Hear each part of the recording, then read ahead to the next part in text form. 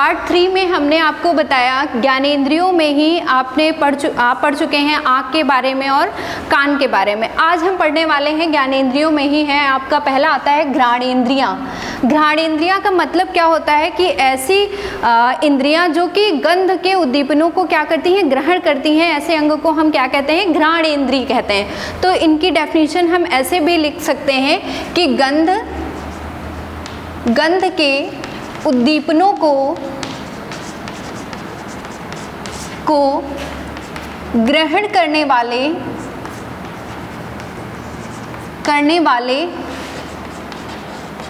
अंग को क्या कहते हैं, अंग को क्या बोलते हैं, घ्राणेंद्रिय बोलते हैं। क्या बोलते हैं, घ्राणेंद्रिय बोलते हैं। अब घ्राणेंद्रिय में हम किसके बारे में पढ़ेंगे, नाक के बारे में पढ़ेंगे। अब नाक का काम क्या होता है, किसी भी वस्तु के गंध को या सुगंध को पहचानने के काम में आती है कि किस तरह से हम नाक से गंध को पहचान सकते हैं कि कोई वस्तु जो है वो किस तरीके की गंध स्मेल जो है वो छोड़ रही है। अब जैसे हम क्या करते हैं कि यहाँ पे गुलाब की खुशबू हमें अच्छी लगती है तो उसको हम पहचानते हैं काय से, सूंघ करके। सूंघने के काम में कौन सा अंग आ रहा है, नाक आ रही है। तो नाक में कौन कौन से अंग होते हैं या कौन कौन से भाग होते हैं, आइए इसको पहले जान लेते हैं।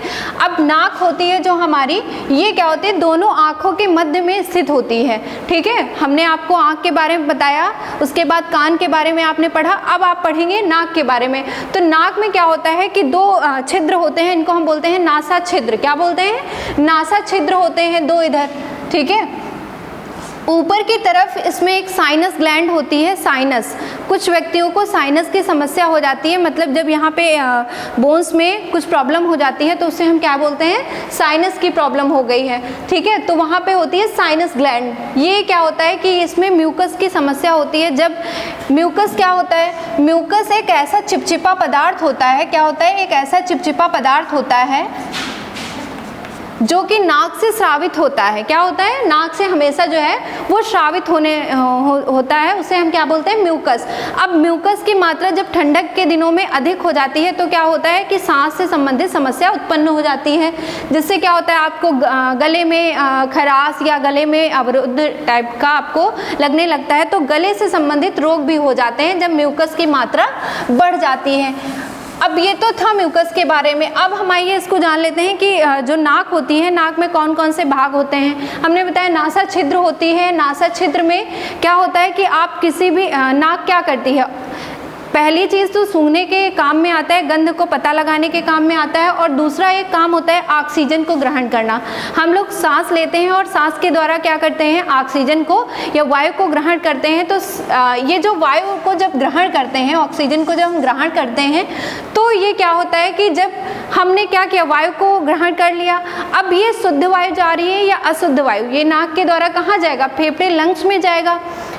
एयर ऑक्सीजन की मात्रा कहाँ पहुँचेगी, लंग्स में, मतलब फेफड़ों में पहुँचेगी। तो यहाँ पे होते हैं कुछ छोटे छोटे रोम, क्या पाए जाते हैं, रोम पाए जाते हैं, इनको हम बाल कहते हैं। ठीक है, तो नासा छिद्र के अंदर छोटे छोटे रोम होते हैं या बाल होते हैं जो क्या करते हैं, हमारी वायु को छन्नी की तरह छानने के काम में आते हैं। क्या, क्योंकि वायु के साथ में कोई भी धूल मात्रा के कण ना जा पाए, जिसके लिए क्या होते हैं, नाक में छोटे रोम छिद्र पाए जाते हैं, और रोम छिद्र क्या करते हैं, धूल के कण को वहीं पर रोक देते हैं और छन करके जो ऑक्सीजन की मात्रा या जो ऑक्सीजन होती है वो कहाँ चली जाती है, फेफड़े में। अब फेफड़े में कैसे क्या प्रक्रिया होती है, ये हम आपको रक्त परिसंचरण लेसन आप जब पढ़ेंगे उसमें आप देखेंगे कि यहाँ पे जो लंग्स होते हैं, लंग्स में क्या होता है, कार्बन डाइऑक्साइड को क्या करता है, हम लोग क्या करते हैं, ऑक्सीजन लेते हैं और कार्बन डाइऑक्साइड को क्या करते हैं, छोड़ते हैं। तो ये जब ऑक्सीजन कहाँ आती है, फेफड़ों में। ये क्या बने हुए हैं, फेफड़े, इधर भी एक होता है। ठीक है, तो जब ये वायु क्या होती है, ऑक्सीजन जब अंदर आती है तो यहाँ पे होता है हीमोग्लोबिन। क्या होता है, हीमोग्लोबिन को हम Hb से प्रदर्शित करते हैं। तो हीमोग्लोबिन क्या करता है, ऑक्सीजन से क्रिया करके क्या बनाता है, ऑक्सी हीमोग्लोबिन। तो यहाँ पे क्या होता है, ऑक्सी हीमोग्लोबिन जो है, रक्त क्या हो जाता है, शुद्ध हो जाता है। जब फेफड़ों में उपस्थित ऑक्सीजन और हीमोग्लोबिन आपस में मिल जाते हैं तो यहाँ पे क्या होता है, रक्त जो है शुद्ध हो जाता है। और रक्त कहाँ भेज दिया जाता है, किसके द्वारा, रक्त भेज दिया जाता है हृदय में, तो आप हृदय का जब परिसंचरण पढ़ते हैं तो इसके बारे में पढ़ते हैं, ठीक है।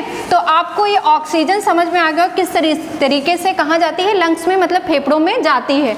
अब ये ऑक्सीजन का क्या ग्रहण करने के काम में भी कौन मदद करता है, कौन सा अंग करता है, नाक करता है, ठीक है। तो ये तो था घ्राणेंद्रिय के बारे में कि किस तरीके से हम घ्राणेंद्रियों को हम समझ सकते हैं कि किस तरीके से ये ज्ञानेंद्रियों का एक पार्ट होता है। और नाक भी जो है, आँख जिस तरह से महत्वपूर्ण भाग होता है उसी तरह से नाक भी किसी भी वस्तु को सूंघने के या उसकी गंध का पता लगाने के काम में हम नाक का प्रयोग करते हैं।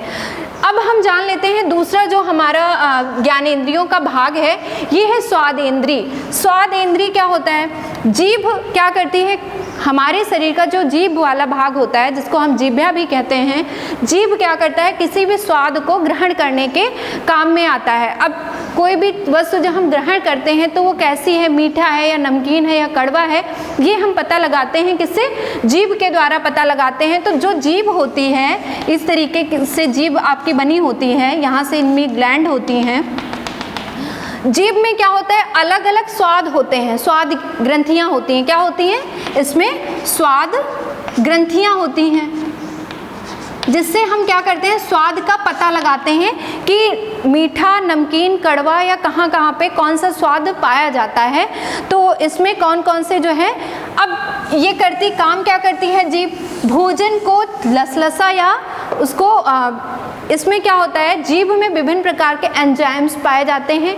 जीभ में पाया जाता है टाइलिन। टाइलिन एक एंजाइम होता है जो कि भोजन के पाचन में मदद करता है। क्या करता है, भोजन के पाचन में मदद करता है, टाइलिन नाम का एंजाइम।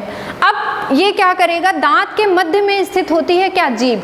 जीभ भोजन को क्या करेगी, उसको मसलने में मदद करती है। और इसमें हमने बताया बहुत सारे एंजाइम्स होते हैं, और ये क्या करता है, उन्हीं एंजाइम से भोजन को लसलसा पदार्थ प्रदान करता है। और इससे भोजन क्या हमारे कहाँ जाता है, ग्रास नली से होता हुआ आमाशय में जाता है।